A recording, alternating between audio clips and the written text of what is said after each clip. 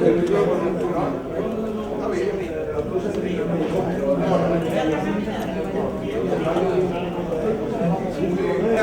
tardes. Buenas tardes. Están por acá hablando ya, por favor. ¡Ay, se calla! Buenas tardes. ¡Hey! ¡Listo! Bien. Muy buenas tardes a todos y todas. En esta tarde que amenaza con llover, en el caso de que llueva. Entonces vamos a movilizarnos con las sillas hacia acá. Tal vez lo ideal sería que nos movilizáramos y una retaguardia a todos y a cada uno de ustedes a este encuentro de mucha significación, porque precisamente la Fundación Testimonio ha querido no solamente rendir un homenaje y esperar que este tipo de encuentros puedan ser multiplicados y que transgredan los límites físicos de este espacio para que pueda llegar a quienes realmente tiene el objetivo central que estar en manos de quienes.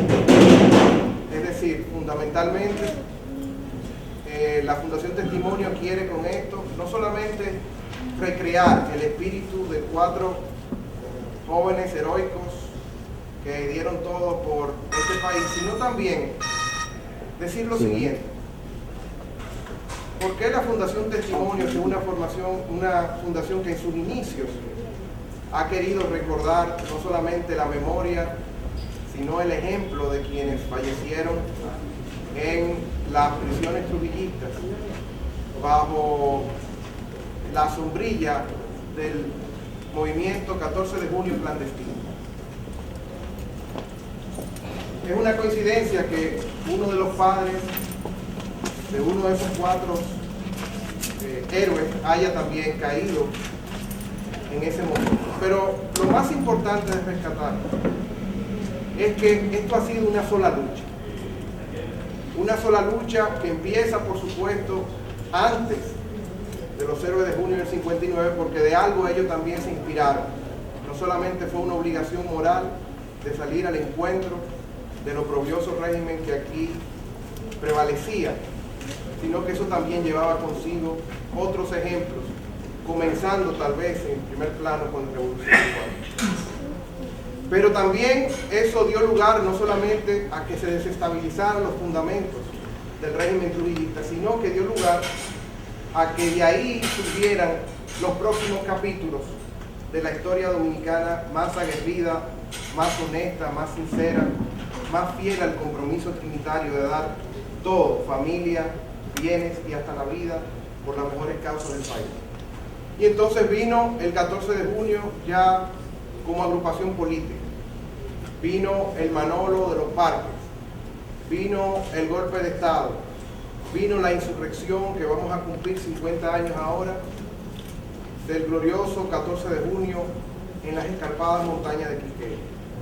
Luego vino la aguerrida y definitiva aportación que hizo el propio 14 de junio, uniéndose a los militares más progresistas de este país para defender la soberanía nacional y el proyecto constitucional del año 63.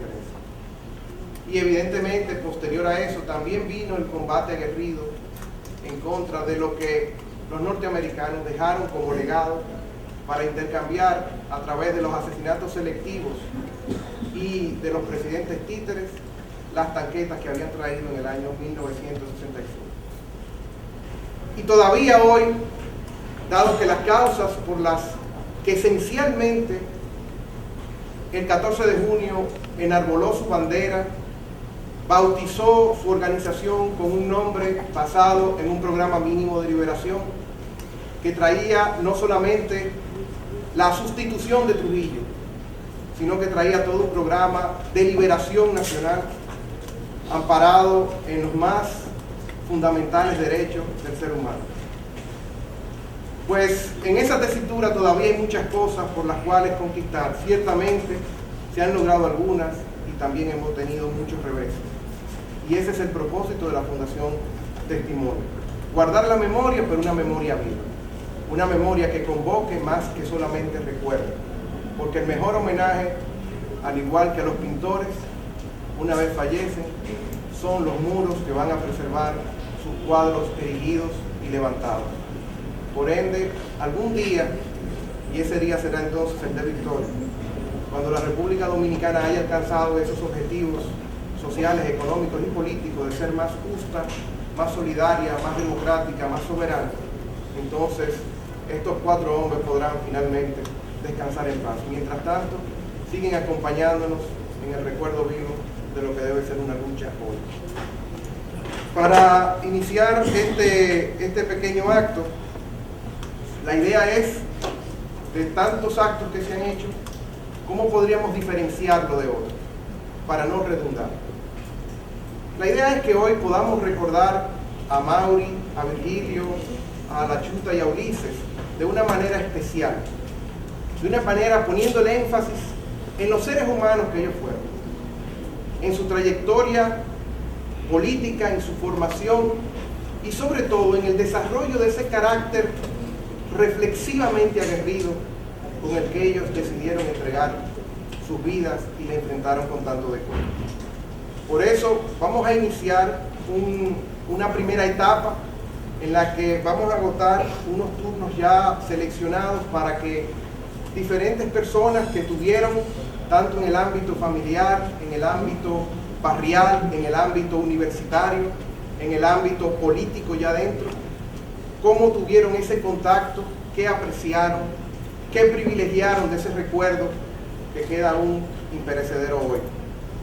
Y luego vamos a pasar a una etapa donde lo esencial es que cada uno, a partir de estos testimonios, pueda también ofrecer esos testimonios de esos 4 hombres en el plano humano. Eso es lo fundamental que hoy queremos rescatar, porque si queremos dar un ejemplo para las próximas generaciones, uno de los grandes retos es transmitirle a estos jóvenes de hoy, a los niños y niñas dominicanos, qué se necesita para ser un hombre y una mujer con cierto compromiso y cierta lealtad a este recuerdo. No todo el mundo lo puede hacer, no toda vida es merecedora de este homenaje. Por ende, eso es el énfasis que queremos poner hoy en día, y para eso les reitero y les ruego que puedan circunscribirse los diferentes testimonios al aspecto humano, no tanto factual, que puede siempre tener sus errores, tener sus interpretaciones, tener a veces sus intereses. Eso forma parte de la humanidad. Pero lo que queremos rescatar fundamentalmente hoy es el propósito de la humanidad inmensa con la que esos seres humanos se convirtieron en revolucionarios y luego en héroes. Para iniciar, queremos darle la palabra sobre los antecedentes del trujillismo y cómo el 1J4 llevó el nombre de los héroes del 14 de junio del 59 a toda una generación. Recordemos aquella película que se llamó Una generación llamada Manolo. Y yo creo que si hay un movimiento específico ligado con un glorioso linaje al 14 de junio, fue el 12 de enero de 1972. Para eso vamos a darle la primera palabra a Fidelio Despradel, quien ustedes todos creo que conocen, que nos va a hablar un poco de su relación con estos héroes dominicanos.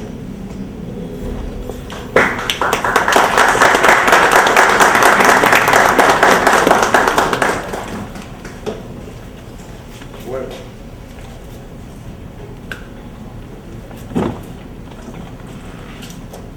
Yo voy a tratar con pocas palabras. Le pido a Bacho que me haga señas, porque ya me he entendido demasiado. De ubicar en qué contexto se construyó la República Dominicana a ese conjunto, generación de jóvenes que sembraron de ejemplo de este país. Yo conocí a Mauri en el mes de octubre del año 1964. yo había regresado clandestinamente al país y empecé a contactar a los cuadros del 14 de junio después de la guerrilla del 63, el encarcelamiento y una cierta separación de la Lo contacté, nunca le había visto la cara, en la casa de Fifo, en la Avenida de las Américas, en el ensanche, ¿cómo que se llama? Osama. Ensanche Osama. No, ensanche Osama no. En las Américas. Por Dios. La Avenida de las Américas, donde vivía Fifo, ahí me reuní clandestinamente una noche de octubre con Amaury. Amaury tendría 17 o 18 años. Pequeño, decidido, ya para esa época era un dirigente destacado de la UER, la organización estudiantil para los estudiantes secundarios. En esa conversación, me reuní con un joven decidido, casi un niño, 17 o 18 años, hoy es un niño, en aquel momento ya era un adulto, con compromiso social y político, con una gran determinación, con unos espejuelos que no podía dejar porque era miope, y con un gran entusiasmo a pesar de los golpes que habíamos sufrido, como el asesinato de Manolo, la muerte de los compañeros que murieron en las Manaclas y en otras trincheras de la República Dominicana. A Ulises y a Chuta fue distinto, porque Ulises y la Chuta eran miembros, ellos se integraron, vamos a decir, al PRD, cuando el PRD llegó el 5 de julio de la República Dominicana, y constituían, encabezado por Homero Hernández, una corriente de jóvenes aguerridos que estaban todo el día en la calle. Y entonces, cuando el 14 de junio empezó a desarrollar su discurso, Homero, la Chuta, Ulises, principalmente ellos tres, y muchos más, se acercaron al 14 de junio y desde antes de finalizar el año 61, ya ellos eran de la juventud del 14 de junio. Y Homero ascendió rápidamente a posiciones dirigentes en la organización, porque Homero tenía cualidades excepcionales, al igual que Ulises y al igual que la Chuta. A Virgilio yo lo veía siempre en el Comité de Santiago. Virgilio era un joven activista del Comité de Santiago, quizás yo no le ponía mucha atención en esos momentos. Nuestra relación se consolidó por una gran afinidad que se desarrolló en los años 64 y 65.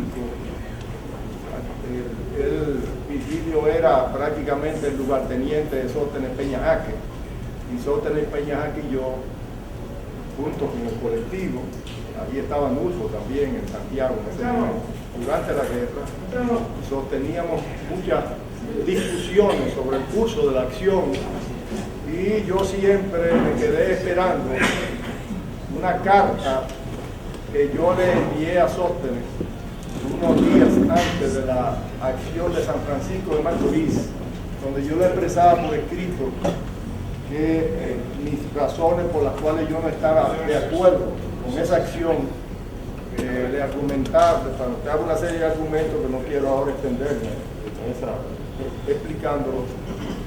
Y Virgilio me decía, antes de irse a Cuba, después que pasó, que se firmó el acta de reconciliación que llamaron, él me decía que él conservaba esa carta, pero yo nunca la pude recuperar. Así fue que yo conocí a Virgilio. Después nuestras relaciones se intensificaron hasta que nosotros lo enviamos a Cuba en el año 1966. Eran jóvenes, ninguno pasaba de los 22 o 21 años. Todos eran ya adultos en lo que se refiere al cumplimiento de los deberes con la patria.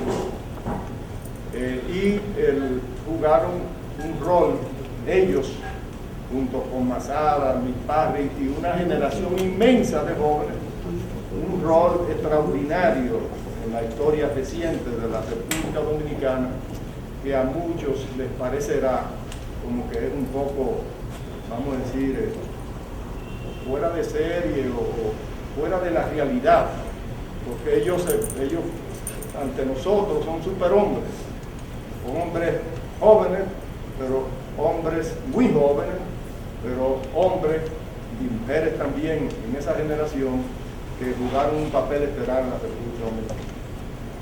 Pero la raíz de esa situación no estaba solamente en las inmensas cualidades que cada uno de ellos, que eran distintos los cuatro, muy distintos a Homero, muy distinto a Milparri, y mucho más distinto a Mazara, que era mucho más impetuoso.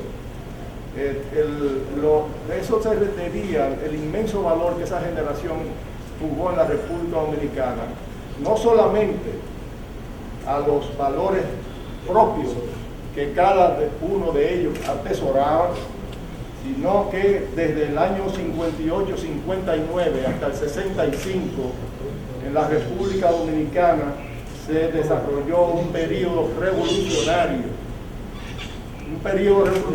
que ha marcado la historia dominicana hasta el día de hoy, hasta el límite que posiblemente el 90 o el 95% de los que estamos aquí, cuando oímos el himno del 14 de junio o el himno de la Revolución de Abril, nos emocionamos y sentimos una especial sensación que solamente lo sienten quienes están conectados íntimamente con ese periodo.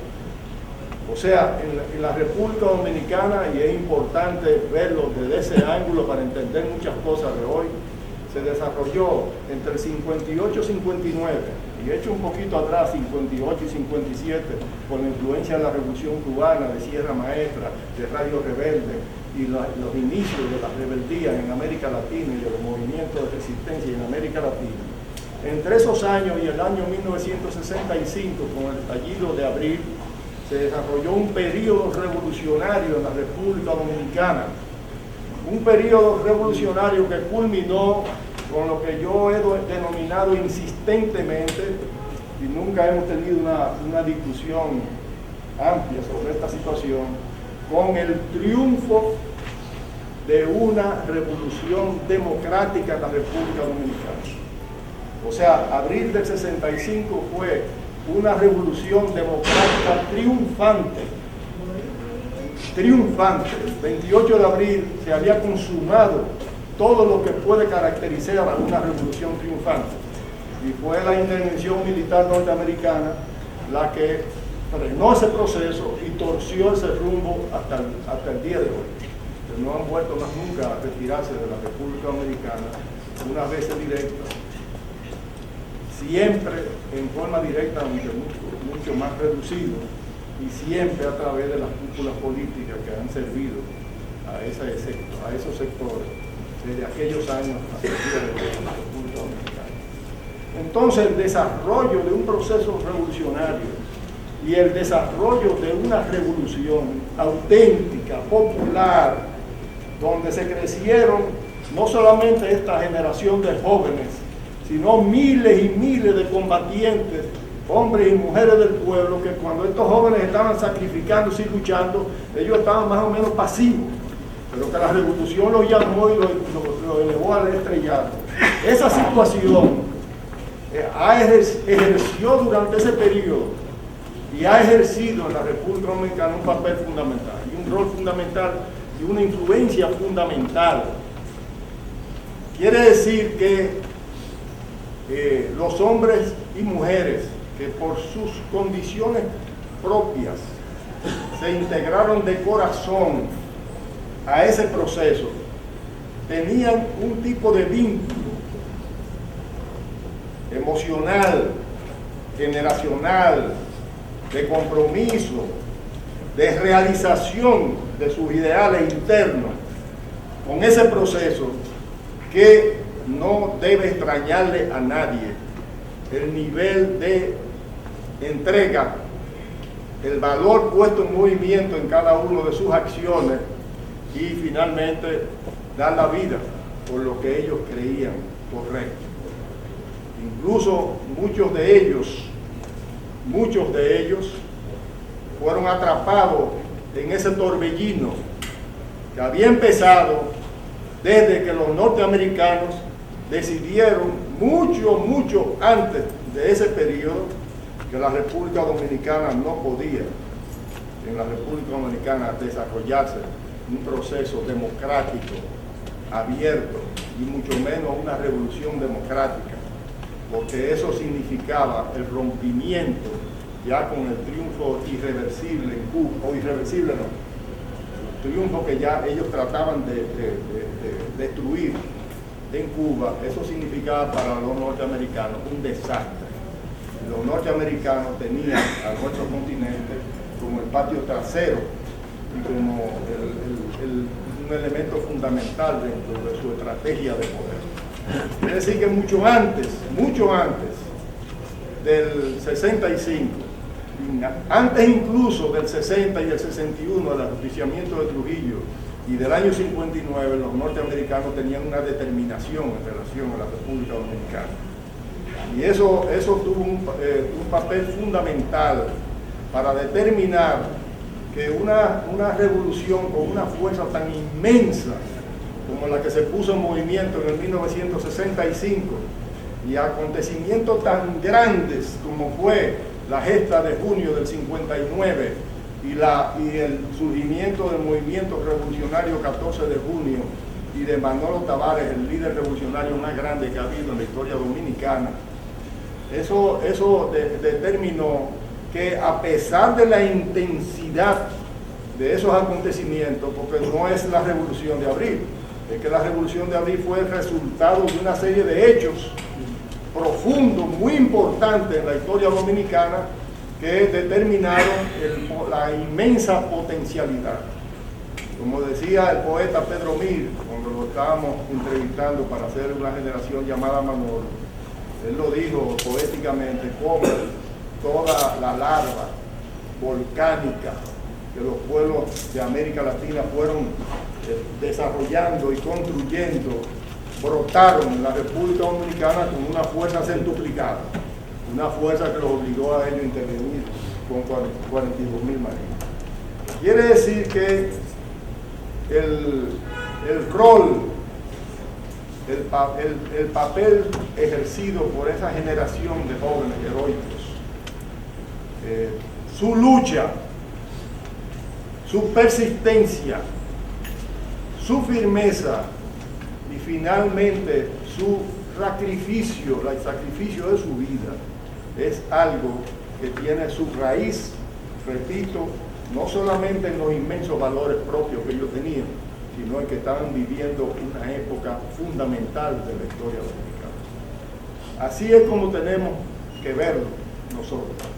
Así es que tenemos que ver a Carlos Castillo, a Mazara, a Luis Paje, y así puedo mencionar decenas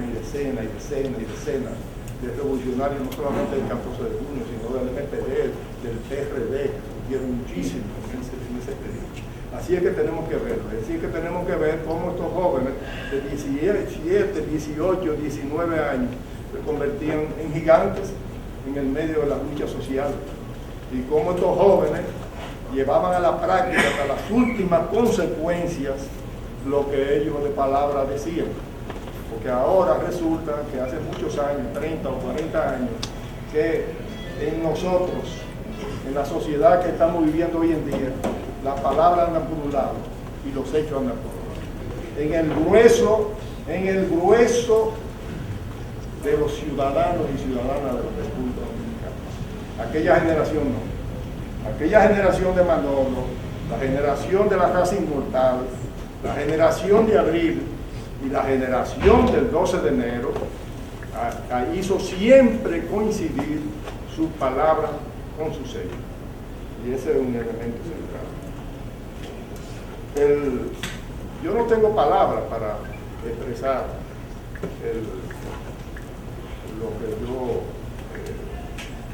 cómo valoro yo a estos jóvenes,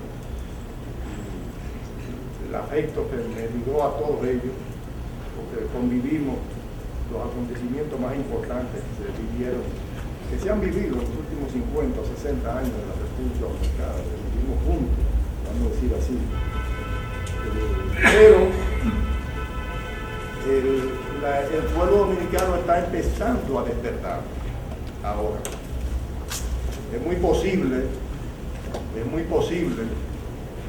que si este pueblo le quiebra el espinazo a un señor que se llama Leonel Fernández, que tiene el proyecto más coherente de mantenimiento en el poder para joder el país. Es posible que si esta generación le quiebre el espinazo a esa corporación mafiosa que se llama el PLD, el país vuelva a vivir acontecimientos parecidos.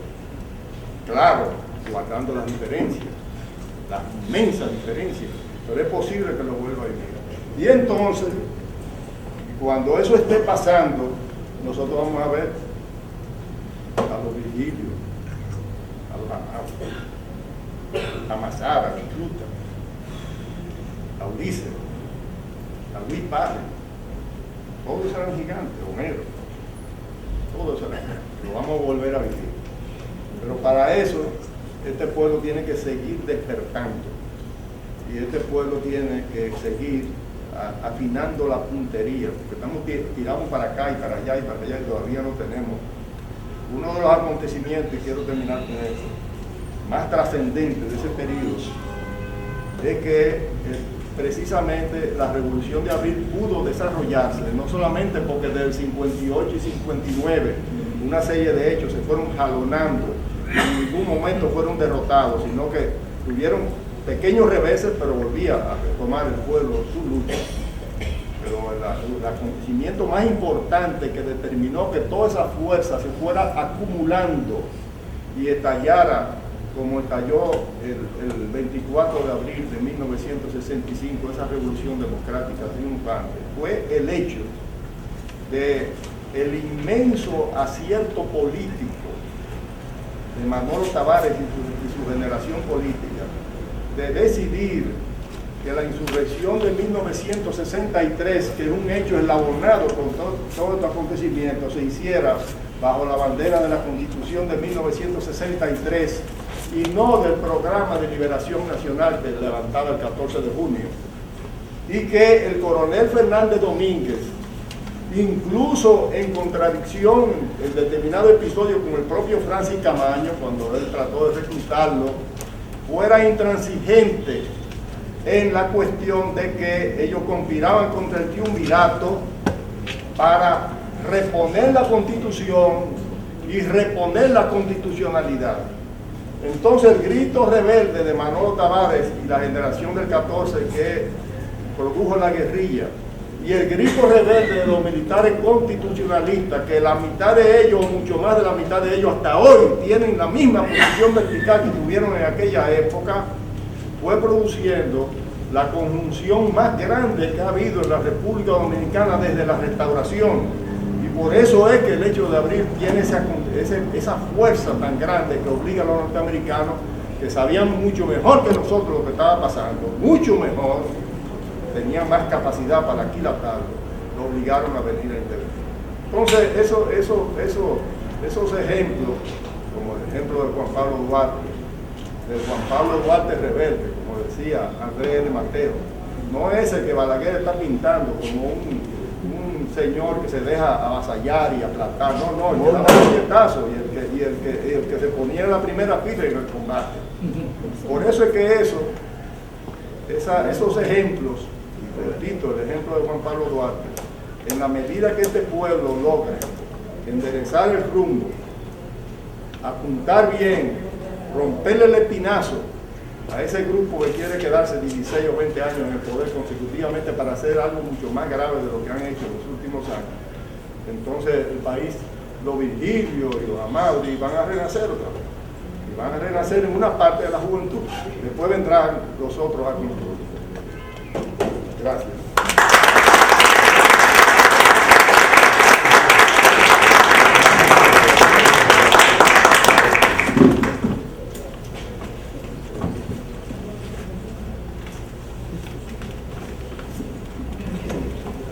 Bien.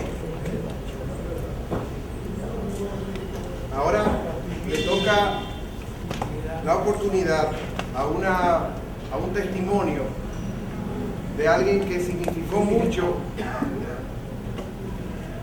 y para todo ese proceso, incluyendo en mi familia y en especial para la familia de Virgilio, y que está hoy aquí con nosotros, y que precisamente por esa inmensa humildad nos ha preferido legar su testimonio por escrito en una reciente entrevista que se le hiciera para la prensa nacional.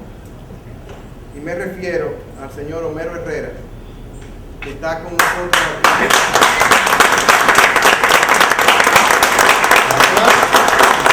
Además de panfletero de la primera línea, también catorcista, amigo, hermano, compañero de Virgilio, en fin, un gigante silencioso de nuestro pueblo.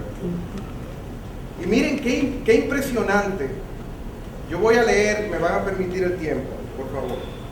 Miren qué impresionante es el título con el cual la periodista escogió las palabras para titular el artículo. Dice: mi lucha terminó con Virgilio. Palmero y panfletero, Homero Herrera Vázquez, forma parte. Vamos a llamar a Homero. Homero No quiere hablar porque es mejor además que sea más aburrido, pero que venga por aquí, Homero. Ciertamente.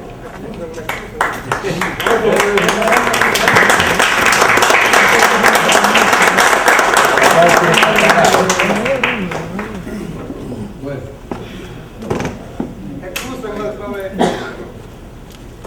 Homero Herrera Velázquez no solo fue depositario de las armas que llevarían los guerrilleros a Manacos, dice Ángela Peña, las que se utilizarían en Santiago para apoyar la Revolución de Abril, y de la pistola personal de Virgilio Perdomo, amigo entrañable con quien compartió secretos días antes de que el revolucionario cayera en combate. También es el que atesora detalles desconocidos de la resistencia en el Cibao, desde el Trujillato hasta la eliminación de los palmeros en 1972. Sobrevivió como panfletero, pero siguió la lucha contra los remanentes de la tiranía. Él, Virgilio y Manuel Bueno constituían un trío inseparable de rebeldes. Su vivienda en la avenida Máximo Gómez 45 fue refugio clandestino de líderes y combatientes por la libertad. Con asombrosa exactitud recuerda nombres, direcciones, situaciones, fechas. Cuenta de las reuniones de Manolo Tavares los martes en la noche en la calle General Cabrera 3, donde vivía Virgilio, que era como el cuartel general del 14 de junio. Abro cita. Virgilio me dijo un día: tienes que alejarte, no volver para que no te quemes, pues vas a hacer el contacto para la loma. Narra. Entonces fue recibiendo emisarios con diferentes propósitos. El primero fue un hombre bonachón de aspecto campesino, el Guajiro, que sirvió de guía al alzamiento en San José de las Matas.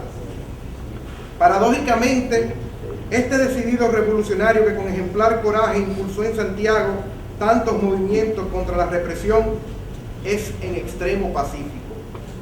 No participé en hecho armado, manifiesta al referirse al asalto del cuartel de Villa González, pero con el exiguo salario de empleado público obsequió a Virgilio la pistola negra que le costó 50 pesos. Por ser tan reservado y silencioso, Virgilio le encomendaba misiones peligrosas y confiaba en él en todos sus proyectos. Él estuvo en la casa Titico Luna, en la calle San Tomé, cuando Manolo se escondió en la Hidalga antes de su salida al combate. Tuvo en sus manos el radio Centra Transebánico de 8 bandas que llevarían los soldados y fue testigo de las armas que se escondieron en el aljibe del patio de Virgilio y en la casa de Nelson Viñas en la calle Cuba. Homero también conservó las suyas, armas largas, un cañón corto, una cañón corto y otros que no tenían culata que completaban unos alambres. Virgilio y Sóstenes Peña Jaques, relata, se encargarían de la guerrilla urbana. Desconoce por qué fracasó. Homero también sabía de los cartuchos alforjas y mochilas que se prepararon en la casa de Leonardo Sánchez. Aquello era un hormiguero humano, dice. El día de la masacre en Manaclas, explotó una bomba casera en casa de Virgilio. Homero protegió a su camarada, acogido por José Antonio Hungría, padre de Georgina y Laura, que se reunían con Homero y Perdomo en la vivienda de este último. Lo escondió en un closet y cuando la policía se presentó dijo que su casa había que respetarla, que tenía 2 hijas y 2 hermanos generales. Tras el frustrado alzamiento recibió la llamada de la madre de Virgilio. Aquí está Bacho, pero esta casa la allanan 2 veces al día. Quiero que te lo lleves, pero en coche, porque no puede caminar. Raúl Pérez Peña había sobrevivido en el frente de Altamira. Homero lo recogió y se conmovió al verlo. Estaba flaco, sucio y solo se le veían los ojos. Olía a monte y apenas podía moverse. Estuvo 22 días escondido, de allí salió repuesto, con buen ánimo. La guerra y los palmeros. Para muchos, los santiagueros fueron indiferentes a la guerra de abril. Homero lo desmiente con el testimonio de sus encuentros en la Fortaleza San Luis y en la aviación con Abraham Méndez Lara y Marcos Jorge requiriendo armas para el combate junto a la multitud. Virgilio le dejó instrucciones y 2 AR-15. En la 30 de marzo con Salvador Cucurulo se reunió gente de la línea con bombas Molotov. Pueblo Nuevo y La Joya se les unirían, pero un disgusto entre los comandantes locales frustró sus acciones, afirman. Abro comillas. La aviación no estaba con el pueblo. Plantó los tanques en la pista para que no saliera ningún avión. No pudimos llegar. Desde el puente nos hicieron devolver. Dice que estando junto a Leonardo Sánchez se presentó el guerrillero Luis Peláez denunciando: por la autopista están bajando 4 tanques, y que regresaría en la tarde en un jeep. No volvió. Como bloquearon participar en la revolución, pensamos en extenderla a San Francisco de Macorís. La fortaleza era fácil de tomar, comenta. Homero sería el contacto entre Sóstenes Peña Jaques y uno que buscaría las armas con un chele doblado como contraseña. Fueron delatados. Virgilio, dice Homero, tenía una cédula con el nombre de Luis José Martínez. Fue apresado y a Sóstenes lo fusilaron. Al grueso que bajaría de la capital lo devolvieron. Ya en libertad, Virgilio se llevó las armas a Santo Domingo, pero siempre iba donde Homero para sus reuniones con cuadros de Bellavista, Los Pepines, en Sánchez Libertad y Espaillat. En cada barrio tenía gente, después no apareció nadie, expresa. El 31 de diciembre de 1971, Homero fue visitado por un joven apodado Monche. Virgilio quería verlo con urgencia. Le dio hora y dirección y Homero viajó al otro día. Detallista relata la travesía y hasta el sabor de los dulces que le trajo el encuentro, al encuentro y la estricta seguridad que rodeaba al palmero, quien, según la descripción de Homero, era un arsenal andante. Le interrogó y por las preguntas, Homero dedujo después que buscaba lugares estratégicos para esperar a Camaño. Tras 2 horas de conversación en las Américas, Homero fue recogido y llevado a un punto del distrito. Fue la despedida final. Virgilio también se movía por el Cibao después de su caída. Un amigo contó que lo saludó en Santiago disfrazado y advirtió al intrépido luchador: tú no has visto nada. Herrera abandonó la política con la muerte de su amigo Virgilio Perdomo. Miguel Coco lo comprendió cuando al pedirle colaboración, Homero le contestó: no, mi lucha ha terminado con Virgilio. Homero Herrera.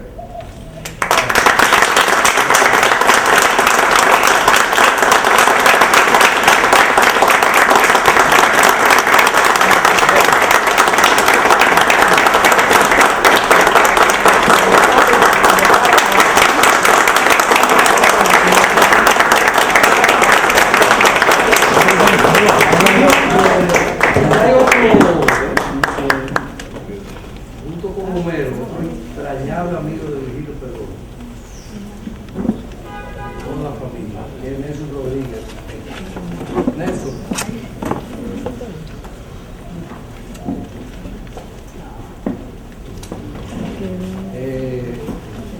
Eso que vengo por aquí. Eso también fue de la intimidad de Virgilio. Un hombre de confianza para misiones muy delicadas, muy peligrosas. A mí me gustaría, pero no hay tiempo, completar esas anécdotas en Santiago, que después que Homero me llevó para su casa, que doña Quiqueya le dijo que me andaban buscando, que me han ido a buscarme. Me voy a permitir una sola de las anécdotas. Homero tenía un pariente que era Calier del Servicio de Inteligencia, el DNI de la Seguridad del Estado. Y fue donde doña Cachita, que era su abuela, donde él vivía. Sintieron un movimiento raro en una de las habitaciones y el Calier, con un olfato de Calier, preguntó que quién estaba ahí. Entonces, no sé si fue doña Cachita o Homero que le dijo. No, es un estudiante que está de vacaciones. Pero el Calier, muy astuto, volvió como a los 15 días y preguntó, ¿y el estudiante está de vacaciones todavía? O sea, él sabía que no era ninguna vacaciones, sino que había alguien, pero por lo menos conservó la vida en ese momento. Y entonces puedo continuar sobre esas anécdotas en Santiago y con Virgilio, eso ya será en el turno más adelante. Pero quería destacar la presencia aquí de Nelson Rodríguez, que fue un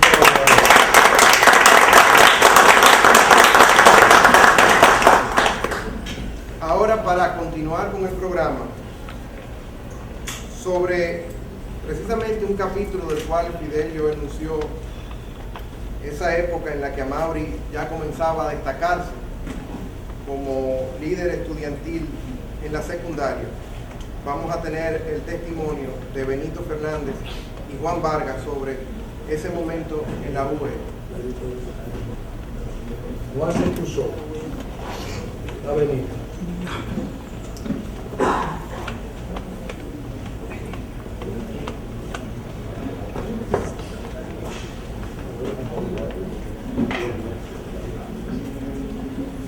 Buenas tardes. Realmente el bache me ha puesto en una situación que ya yo no estoy tan acostumbrado a pesar de haber tenido una larga data en la lucha estudiantil, precisamente junto a Amaury Germán, ahí, quien fue casi como un hermano para mí. He tenido que remontarme a esas vivencias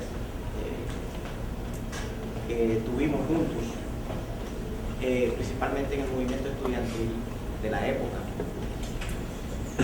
Estuve ligado también a los otros compañeros, a Virgilio, después de Amaury, más con Virgilio, porque pertenecíamos a la GKU, a la Juventud del 14 de Julio, que básicamente agrupaba a los jóvenes estudiantes universitarios principalmente.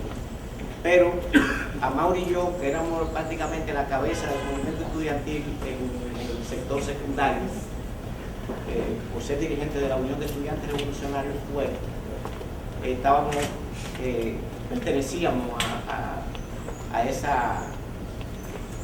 la GKU y participábamos conjuntamente con los estudiantes universitarios, con Abel, con Carmen Mazara, así por decir 2 o 3 nombres que me vienen rápidamente a la memoria.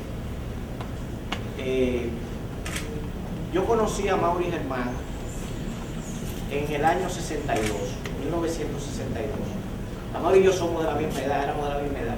Yo nací en marzo y él en abril del 47. Es decir, que a la revolución de abril nosotros acabamos de cumplir los 18 años. Eso, porque Fidelio señalaba ahorita que en el 64 conoció a Amaury y justamente tenía 17 años, igual que yo en esa época. Y le decía que conocí a Amaury en el Liceo Juan Pablo Duarte. Yo todavía no era estudiante del Liceo Juan Pablo Duarte, pero estaba en la intermedia argentina y era dirigente del comité de la UER en el Liceo Argentino. Y fui, creo que la primera manifestación que se hizo pública, por lo menos la primera que yo recuerdo de la Unión de Estudiantes Revolucionarios, donde habló el que era el dirigente principal de la UER en ese momento, que era León de Brea. Ahí habló también César Pina, ese que es ministro de este gobierno, que era estudiante de la normal. Y recuerdo que habló a Mauri. A Mauri era un niño prácticamente, y realmente aparentaba menos que él era, como decía Fidel, era hasta más bajito que yo. Tamaño. Pero fue muy impresionante para mí la participación de Amaury en esa manifestación de la Unión de Estudiantes Revolucionarios. A partir de ahí comencé a tener una gran admiración por él y tuvimos una relación de hermandad hasta que él se vio prácticamente ya en la necesidad de dejar el movimiento estudiantil y quedé yo al frente del partido al que yo pertenecía, que era el 14 de julio. Decidió que no podíamos dejar un frente tan importante descabezado. Principalmente eso fue después de la Revolución de Abril. Entonces yo pasé a ser el dirigente máximo de la UER y así duré hasta que celebramos el primer congreso de la UER, después yo fui el presidente y esas cosas. Pero Amaury, hay que destacar en él que todo el tiempo tenía una madurez impresionante. Yo recuerdo que esa relación, después que yo lo vi hablando ahí en la normal, se conjugó más porque coincidíamos en ir a la casa de doña Marina Mieses de Bucosa, la mamá de Sagrada, la esposa de Amaury. Ajá, doña Marina Mieses, sí, está aquí el hermano Chile. Bueno, nosotros visitábamos frecuentemente esa casa. Ahí esa era una cantera de los revolucionarios, ahí vivía, aparte del Chino y de Sagrada, vivía Pedro Lora, un muchacho que era también dirigente de la UER en esos tiempos, y coincidíamos allí. Ahí visitaba con mucha frecuencia el doctor Héctor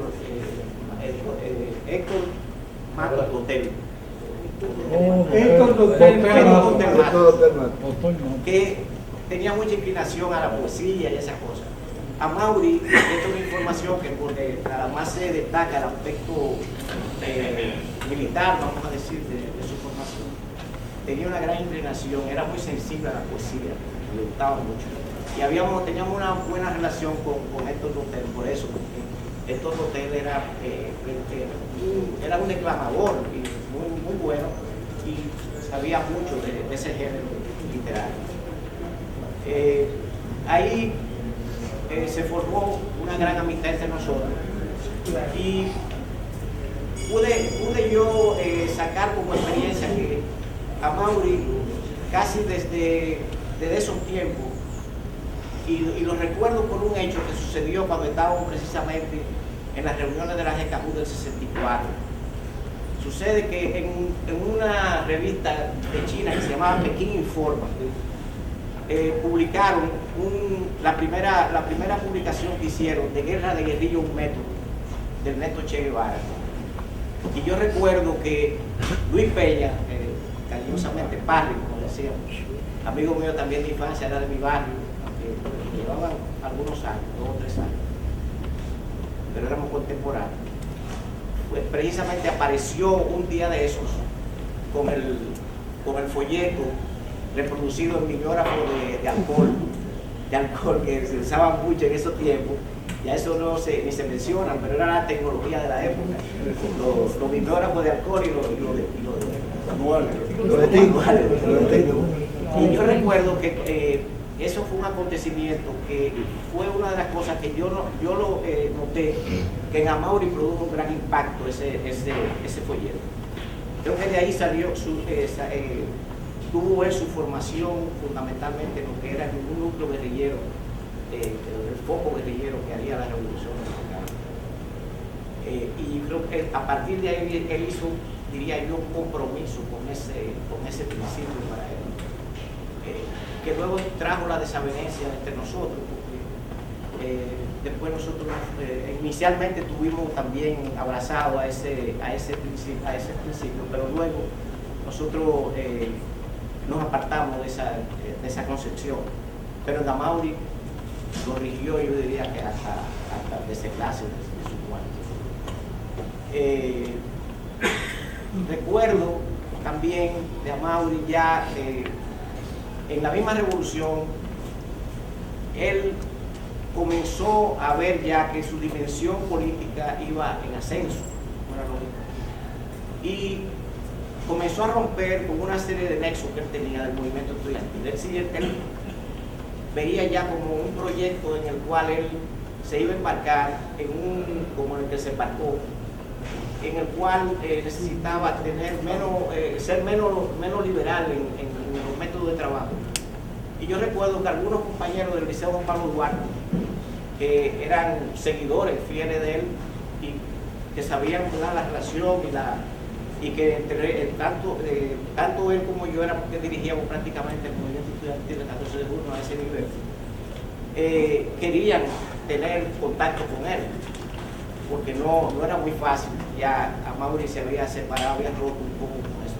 Y yo recuerdo que él me oía mucho, y yo lo convoqué a una reunión que nos reunimos ahí en el parquecito Rubén Darío, una mañana. Malecón. Y yo le planteé esa situación. Entonces él me explicó que él pensaba desligarse del movimiento estudiantil y que no quería interrumpir el desarrollo de otros compañeros en esa área, porque él iba a jugar otro papel en la revolución. Pasó eso. Luego, yo recuerdo que de las últimas veces que tuve conversaciones con Amauri fue cuando estábamos preparando precisamente el Congreso de la UER. Eso es en el 67, si mal no recuerdo. Estamos hablando ya de casi 50 años atrás, o 45 años atrás. Y me encontré con él en Puerto Plata. Él estaba en el Comité Regional Norte, conjuntamente con, no sé si el Bacho estaba, creo que el Bacho era el jefe del grupo, estaba el caoco Nelson de Peña, Colón, estaban allá en la casa del doctor Toño Vázquez. Allá lo vi, que era un viejo dirigente del 14 de junio, muy amigo de Manolo Tavares. Y entonces, cuando fuimos a tener el encuentro con los estudiantes para coordinar los asuntos del Congreso, allá lo visitamos a Mauro, que estaba ahí en ese comité. Ese fue. Después vinieron como todos sabemos, la atomización del 14 de junio, las divisiones, cada quien cogió por un lado y uno por el otro. Y ya solamente lo vi, la última vez fue en la 16 de agosto, que estaba yo con esquina Callejón Inverno. Estaba ahí yo esperando una guaguita de esa de Codero, que venía con obreros y eso, y yo estaba esperando ahí para repartir unos volantes de la organización que yo pertenecía en ese momento. Y en ese momento que yo estaba en esa espera ahí, pasó a Mauri con los recuerdos, que andaba con un sombrero un poco grande, y pasó y me dijo adiós Benito, y solamente eso, no volvimos a tener ninguna plática ni nada de eso, porque él estaba en la clandestinidad, embarcado en su proyecto revolucionario. Es decir, que quería narrarle más o menos así a grosso modo, imagínense todas las vivencias que nosotros llegamos a tener y todas las conversaciones que durante varios años, 4 o 5 años mantuvimos, fueron muy fluidas y eran el movimiento estudiantil de la época, como gozaba de, por ejemplo, un dirigente como Fidelio, que era un dirigente de los dirigentes principales de nosotros, del 14 de junio. Era muy dinámico, muy activo, teníamos cosas, entonces constantemente teníamos que estar en contacto, pero los acontecimientos no desbordaban muchas veces, porque en esa época el movimiento estudiantil tenía un papel casi de vanguardia de los movimientos sociales del país, conjuntamente con los obreros organizados que había en esa época. Es decir que yo diría que Amaury fue un ejemplo de lo que un joven convencido, con compromiso con la sociedad, es capaz de dar en cualquier momento. Me gustó mucho el análisis que hizo Fidelio, en el sentido de que las nuevas generaciones en cualquier momento van a tener que beber el ejemplo de Amaury y de los demás muchachos. Estaba en la entrada de mi casa con un refresco que mi mamá nos daba, que podía ser agua de limón, jugo de naranja o algo de eso, ¿no? Una galleta o un pan con mantequilla. Él se sentaba ahí y no empezaba a comer hasta que no aparecía un limpia botica, que era tan grande como él. Entonces, esa merienda, Virgilio la compartía o se la daba a él. Me emociono porque me ha venido la imagen así de mi hermano compartiendo. Pero no solamente hizo eso.